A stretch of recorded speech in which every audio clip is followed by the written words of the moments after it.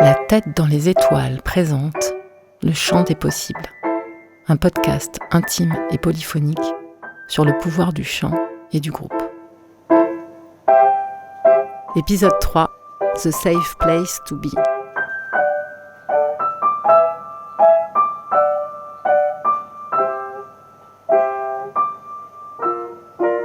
Tu te rends compte que tu sais pas respirer quand tu prends des cours de chant. C'est assez drôle. Le premier cours, j'étais vraiment stressée et là, aujourd'hui, ça va beaucoup mieux. Après, c'est parce que je commence à connaître le groupe. C'est un groupe bienveillant, il y a une bonne énergie, donc on se sent bien en fait. Et donc c'est ça, peut-être ce qui se joue aussi derrière le cours, c'est aussi d'être à un endroit où on sent qu'il y a une énergie sympa, il n'y a pas de jugement, j'aime bien aussi, il y a un truc qui se joue derrière ce cours de chant, c'est d'être dans un endroit où rien n'est strict.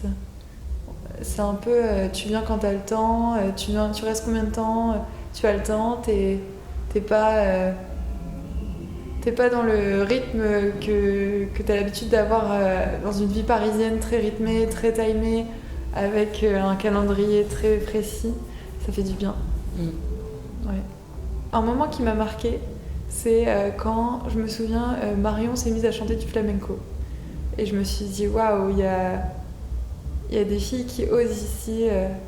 Il faut le faire quand même, reprendre une chanson de flamenco en mode avec l'expression corporelle en même temps.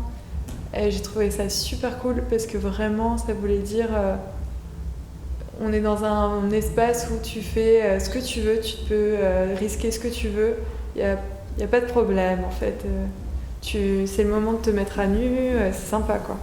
Enfin, c'est un moment où je me suis dit, ouais, j'aime vraiment bien ce cours de chant, c'est cool.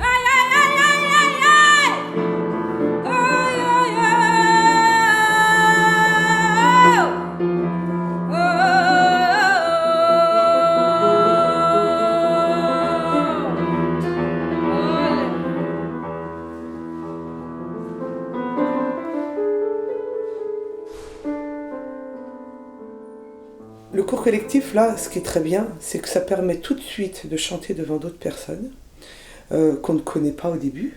Donc ça crée une difficulté supplémentaire pour le nouvel élève qui n'a pas l'habitude.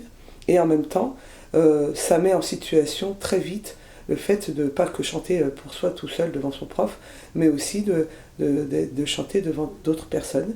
Ça crée aussi évidemment des liens, pour moi, qui sont importants, entre les élèves, de rencontres, de personnalités, de rencontres d'univers, d'univers, de personnalités, d'artistes différents, de paroles libres et des fois contraires, tu vois, dans sa manière. Pour moi, la voix est tellement révélatrice de ce qu'on est, et on va des fois rencontrer des gens qui sont complètement à l'inverse dans leur chant que quelqu'un d'autre qui est dans le même cours, et en même temps, c'est la magie de la musique, c'est qu'on peut s'entendre même en étant complètement différents. Donc c'est des rencontres humaines, et c'est une façon de rencontrer l'autre par la musique, et pas par des discours de pensée, de discours de politique, de discours de machin. C'est dans une liberté d'expression, et dans ces libertés, de rencontrer d'autres libertés, et d'arriver à s'entendre et se rencontrer, et fusionner. Voilà. Après, le cours collectif, moi particulièrement, tout de suite, c'est une volonté de ma part, c'est de laisser, plutôt que de cloisonner des heures collectives, c'est d'ouvrir toutes les heures, afin que tout le monde puisse venir quand il veut, autant de temps qu'il veut, pour que tout le monde se rencontre dans tous les cours. Voilà, que ce ne soit pas que 4 élèves, mais que ce soit 12 ou 16 élèves, peu importe, qui se rencontrent, et que ça crée vraiment une classe de chant, avec plus de connaissances, plus d'amitié qui peuvent se créer aussi, de partage, voilà. C'est pour ça que je tiens vraiment à ce que les cours soient ouverts pour tout le monde. Très vite, je dis aux personnes de venir quand elles veulent. Évidemment, elles sont obligées de s'inscrire à une certaine heure par rapport aux inscriptions, mais déjà aux inscriptions, je leur dis vous venez quand vous voulez. Voilà, parce que j'ai envie que les gens se rencontrent. il y a toujours la peur de la rencontre des autres. Je veux dire, plus ou moins forte chez les gens, même chez les gens soi-disant très ouverts, très, comment dirais-je, d'apparence très sociable. Je pense qu'au fond, il y a toujours une peur de l'autre, de la rencontre de l'autre, de l'inconnu. Je ne connais pas l'autre et qui je vais être par rapport à cette personne ou elle par rapport à moi, de l'image qu'on peut avoir sur cette personne, etc. Donc plus vite on rencontre les gens, et plus vite cette appréhension peut être cassée et bénéfique, moi je pense, pour les gens. Voilà. Encore plus quand on va faire quelque chose de commun. Ce qui me plaît, c'est qu'on soit plusieurs. En fait, j'aurais jamais fait, finalement, je me dis, des cours individuels, quel intérêt finalement ? Parce que là, l'intérêt, c'est que on soit ensemble, en plus au fur et à mesure, on se connaît bien et le cours, c'est toujours une rigolade, quoi. Enfin, moi, ça me fait vraiment plaisir. J'ai pas l'impression d'aller prendre un cours. En fait, j'ai l'impression d'aller voir des potes et d'aller chanter et jouer et on verra ce qui se passe, en fait. Ça me touche vachement, quand il y a des nouveaux qui arrivent et je vois comment ils reçoivent le cours. Je sais pas pour quelles raisons elles sont là, si tu veux, mais ça me touche beaucoup. Et puis ça permet de voir où t'en es aussi. Tu dis, ah oui, quand même, j'étais comme ça. Oui, je reconnais bien, je faisais ça. Ouais. Donc c'est à la fois agréable parce que tu vois le chemin que t'as parcouru toi. Et puis je sais pas, humainement, je trouve ça chouette comme c'est quand même très intime, quand même, comme mode d'expression. Même si on se connaît pas, on partage quand même quelque chose d'assez fort tout ensemble. Tu sais, dans l'audio que tu m'as envoyé hier, tu dis je réinvente la poudre, et ça doit être comme ça dans tous les cours de chant et tout ça. Mais je pense qu'il y a un truc particulier, une alchimie entre nous, les individus du groupe, qui est particulière. Ça m'étonnerait que tous les ans elle ait ça, mais on verra. Moi, ça me frappe dans la capacité de transformation des autres. Et je pense à Edwige, clairement, quand je dis ça. Où, pour le coup, j'ai vraiment la sensation que c'est notre présence qui l'a poussée à s'ouvrir, quoi. Et ça me touche et ça me surprend. Parce que je sais pas ce qui s'est joué pour elle, mais visiblement il s'est passé quelque chose à notre contact, quoi. Edwige, au premier cours où je te vois, lors des échauffements, nous sommes 4, mais je n'entends que 2 autres voix autour de moi. J'essaye de capter le regard de Bérengère, mais RAS. Tu ne chantes pas, mais tu es là. Tu viens régulièrement depuis plus d'1 an maintenant. Contre toute attente, tu acceptes de chanter la première. Tu annonces à la faveur de l'automne. Tu ne chanteras qu'une phrase. Un grand progrès, dira Bérengère. Tu ne chantes pas, mais tu viens toutes les semaines. C'est la petite souris qui traverse la salle de temps en temps qui t'arrachera un cri strident et quelques fous rires. Edwige, nous tissons spontanément autour de toi, sans nous concerter, un cocon de bienveillance pour que le chant revienne en toi. Car avant, tu chantais.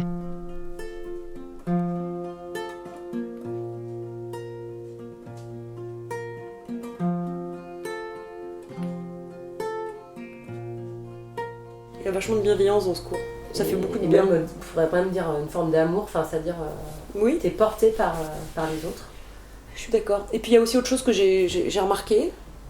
Le chant, il faut savoir que les filles avec qui j'étais déjà au tout début, je trouve qu'on est devenus proches très vite. Enfin, il y a eu un lien qui s'est créé très très vite. Et c'est la première fois de ma vie que je crée un lien aussi vite avec des gens. Et force est de constater que le chant, c'est ouvrir ton cœur, et je pense que vraiment ça crée des liens très très forts. Et comme tu dis là, quand tu parles d'amour, je pense que c'est vrai. Parce que vraiment, je le ressens avec rien d'autre. Le chant, c'est je sais pas, c'est l'impression que c'est peut-être un peu pompeux ce que je vais dire, mais c'est comme si d'un coup c'est plus nos cerveaux qui parlent, c'est nos âmes. Il y a quelque chose, il y a une connexion plus profonde, il y a un truc. Parce que je te dis, il y a des. Après, c'est peut-être pas profond dans le sens où c'est des gens, peut-être que moi demain si je déménage, voilà, mais je suis convaincue que je vous oublierai jamais. Je pense que si on était en cours particulier, on n'aurait pas du tout ce côté mise à nu, il serait pas du tout présent.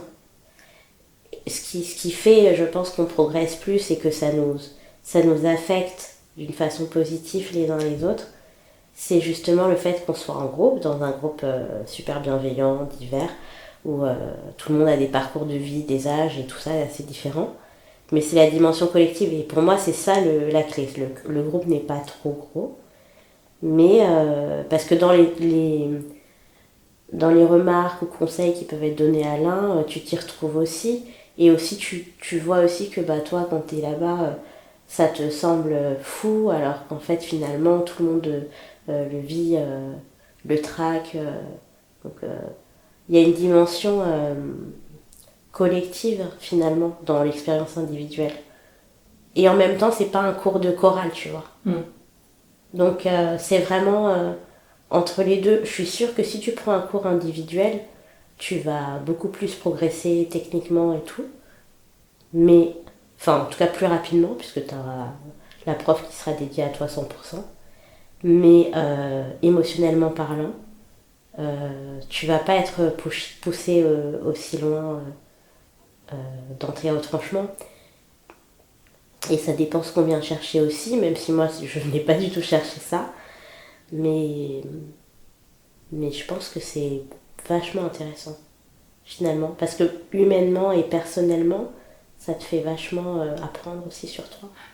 Je vais rajouter un truc qui est un peu politique, mais je pense que cette capacité justement à vivre ton expérience individuelle, mais à te reconnaître aussi dans celle des autres, c'est ça qui fait que tu peux faire société. Donc si tu as plus d'espace, de rencontres, d'échanges et tout, c'est mieux pour le monde et pour tout le monde. Pour moi, la fille unique, qui a souvent eu l'impression d'être un peu perso, voire même individualiste, qui préférait travailler seule plutôt qu'en groupe parce que ça va plus vite, cet effet de groupe me remplit. Cette sororité me nourrit. Ce mot même de sororité me touche au plus profond de moi. Autant ça peut, au niveau technique, avancer plus doucement que quand t'es dans un cours individuel, je pense, où c'est plus long, parce que du coup tu passes pas longtemps, même si écouter les autres ça te fait quand même progresser sur la technique, je pense aussi, de comprendre de l'extérieur qu'est-ce que ça veut dire quand on te dit projette, fais ci, fais ça, et d'entendre les autres ça te fait quand même avancer.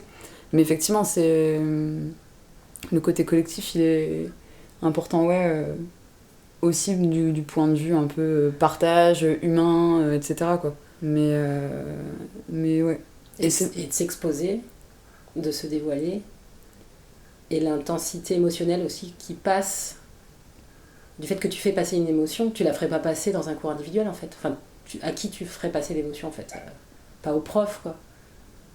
Ouais. Donc là, je trouve que ça amène cette dimension là. Après, moi je pense que même à une personne, tu peux faire passer une émotion. Tu chantes devant une personne, tu peux quand même faire être dans cette démarche-là, de vouloir transmettre ton truc. Parce que même quand tu le fais seul, tu peux déjà être dans une démarche de te dire j'ai envie d'exprimer ça. Que t'aies un public ou pas. Mais effectivement, le fait qu'il y ait plus de monde, ça donne une autre dimension à ta manière de partager le truc, quoi. C'est moins dans une petite bulle, c'est plus une expression ouverte vers l'extérieur, quoi. Et en même temps, c'est marrant parce que c'est aussi une petite bulle, du coup, est-ce qu'elle... le truc d'avoir un espace bienveillant, où tu peux te sentir à l'aise de t'exprimer. En fait, c'est quasiment que des meufs. Il y a Elia, donc, qui est le seul gars du groupe. Il y a déjà eu un gars il y a quelques années, mais à chaque fois, voilà, c'est très féminin. Ouais. Enfin, c'est très féminin. De fait, c'est marrant, c'est qu'à la fois, c'est l'instrument qui est le plus pratiqué par les femmes, en tout cas dans ce qui est visible dans la musique, dans ce qui se produit, ce qui est produit, ce qui est mis sur le devant de la scène, etc. Et du coup, voilà, ça se retrouve là, et en même temps, c'est pas... c'est quand même un moyen d'expression de ouf, et du coup, là, ça crée un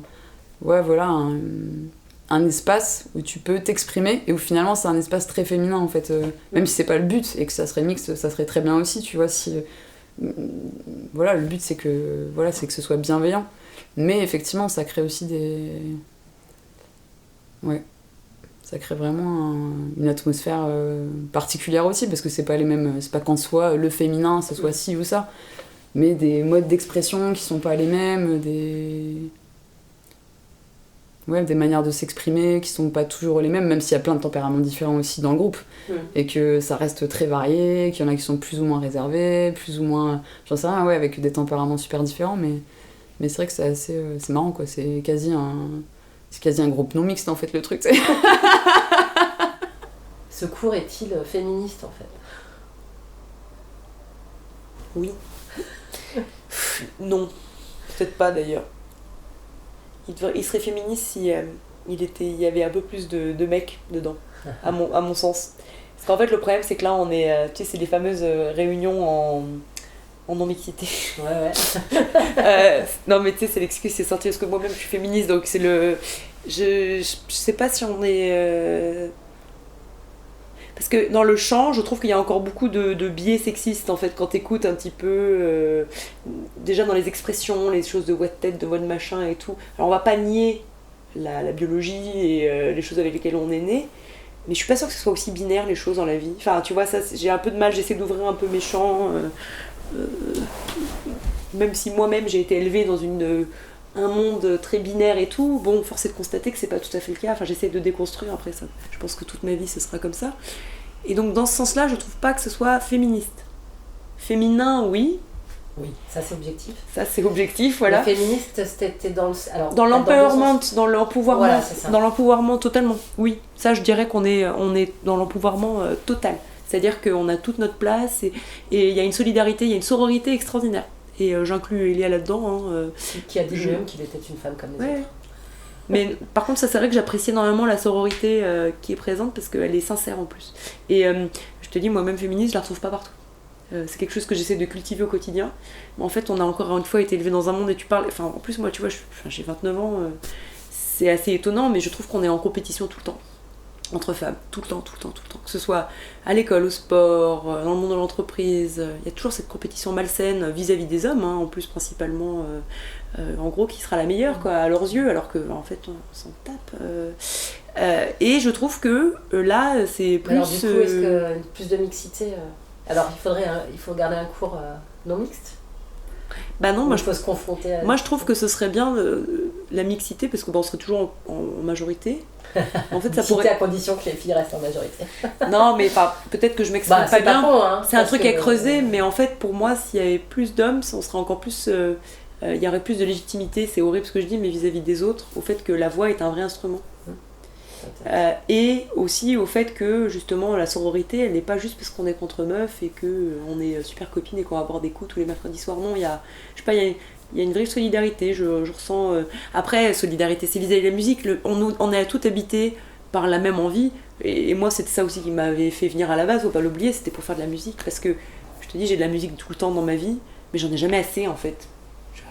Je pense que ça tu comprends, j'en veux toujours plus, je suis insatiable de musique. Pourquoi y a-t-il plus d'hommes que de femmes parmi les instrumentistes de jazz et de musiques actuelles? Pourquoi, à l'inverse, les femmes sont-elles surreprésentées dans le chant? Est-ce que cela a un rapport avec le fait que le chant, c'est l'intime, c'est l'émotion, c'est une mise à nu? Pourquoi un chanteur ou une chanteuse qui ne pratique pas d'instrument n'est pas toujours considéré comme un musicien ou une musicienne à part entière? Pourquoi y a-t-il 11 femmes et un homme dans le cours de chant de Bérengère? Est-ce que le fait qu'il n'y ait quasiment que des femmes dans ce cours de chant participe du sentiment partagé que ce temps de cours est un lieu bienveillant, une safe place où l'on peut tout oser sans être jugé, sans être en compétition les unes avec les autres, où l'on se sent soutenu par le groupe? Est-ce que le fait que ce cours de chant soit de fait quasiment non mixte participe du sentiment d'empouvoirment qui irrigue la majorité d'entre nous? Ou est-ce parce qu'on ne vient pas dans ce cours par hasard?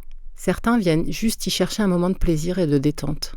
Mais pour beaucoup, il se joue bien plus dans ce cours qu'une simple activité récréative. Que vient-on y chercher? Qui trouve-t-on? En fait, moi j'avais l'impression, déjà j'étais effectivement timide, réservée, et en plus j'ai l'impression que quand je parlais, on m'entendait pas. Et du coup, ça a été, je pense que c'est la plus grosse découverte en fait sur ces 3 années en fait, c'est que oui, je peux me faire entendre en chantant et en parlant du coup, parce que forcément ça change aussi pas mal de choses à la façon de se positionner, de se présenter au monde. Enfin, quelque part, de savoir que je peux chanter, je pense que ça m'aide aussi à parler et à prendre la parole, même si bon là c'est vrai que ces dernières années, l'avantage c'est qu'il n'y a plus trop de réunions en présentiel, donc j'y échappe un peu. Mais la plus grosse découverte c'est ça, c'est ah bah oui, mais en fait non seulement je peux chanter, mais en plus on m'entend et j'ai une voix. Et en même temps, le chant, ça a fait autre chose, c'est que comme je te disais, moi je suis quelqu'un qui garde... je contrôle vachement mon image, mais je le fais même pas consciemment. J'ai toujours peur d'être... Enfin peur, c'est encore une fois, je me suis construite comme ça. Je me sens toujours de trop, je me sens toujours... ou pas assez d'ailleurs, mais souvent de trop. Je parle trop, je ris trop, je prends trop de place, j'ai un physique imposant. Enfin, tu vois, on est toujours dans le superlatif. Et du coup, en fait, au chant, c'est pour ça aussi au début que j'ai pas aimé, parce que je me suis sentie vraiment trop. Je me suis dit, en fait, on va que m'écouter moi pendant un quart d'heure, tout. En fait, les autres, ils ont pas envie d'écouter ça. Enfin, déjà, j'étais en train d'extrapoler des choses qui n'étaient pas vraies, hein, voilà. Bah, surtout qu'un quart d'heure, c'est très peu de temps finalement. Non, mais c'est peu. Les autres vont passer, donc en fait. Mais en fait, c'est ça, d'un coup, je me suis dit, ils vont en avoir marre de moi. Enfin, vraiment dans le. L'auto, je sais pas, bref, l'autoflagellation exactement, mais bon, c'est tout moi, enfin du moins encore pire à ce moment-là. Et en fait, j'ai trouvé ça plutôt libérateur même de me laisser le droit d'être le centre de l'attention pendant un petit instant et que je sois écoutée. Et d'avoir des retours positifs, et c'est même pas de l'ego, hein, c'était vraiment... ça m'a touché dans mon âme en fait, je dirais. Ça m'a touché plus, c'est pas de l'ego, c'est pas de me dire oh ils ont trouvé que je chantais bien, non, c'était juste d'un coup on m'a écouté et on m'a écouté moi, parce qu'en fait encore une fois le chant, même si j'adore me cacher derrière un masque, c'est bien le truc qui m'a montré que j'étais pas... le masque il existe, hein, bien sûr, je pense toujours un petit peu, mais il est très très fin par rapport à tout ce que je peux faire dans le quotidien. C'est-à-dire que là, je pense que c'est une version les plus vraie, on va dire, de ma personne, c'est quand je chante. Et justement, se sentir écouté, c'est un truc que j'avais jamais vraiment... Je pense que ça a été assez libérateur. Et en fait, d'un coup, je me suis dit, mais en fait, t'as le droit de chanter, t'as le droit d'apprécier chanter. Puis enfin, en pire, si les autres ils aiment pas, en fait, tant pis. Well, I was sitting, waiting, wishing you believe in superstition, and I maybe you'd see the signs. The Lord knows that this world is cruel, and I ain't the Lord. No, I'm just a fool. Lonely thinks someone doesn't make them love you. Must I always be waiting on you? Must I always be playing your fool? I sing your songs, I dance your dance, I gave your friends all a chance, but putting up with them was never worth not having you. Maybe you've been through this before, but it's my first time, so please ignore the next few lines, cause they're directed at you. I can't always be waiting on you. Cet épisode a été créé, réalisé et monté par moi-même, Annabelle Hubert. I can't always be playing your fool. Au mixage, Sylvain Carton. Au conseil artistique, Marion Basile. Au soutien psychologique et logistique, Guillaume Fest. Dans cet épisode, vous avez entendu Amandine, Bérangère, Clémence, Amalia, Marion, Chloé, Edwige et Myriam. Au chant, Chloé et Marion. À la guitare, Chloé et Jérémy. Je vous donne rendez-vous à l'épisode 4 pour découvrir les premiers pas de Valérie et Elia au cours de chant et parler musicothérapie. Merci de nous avoir écoutés et à très vite.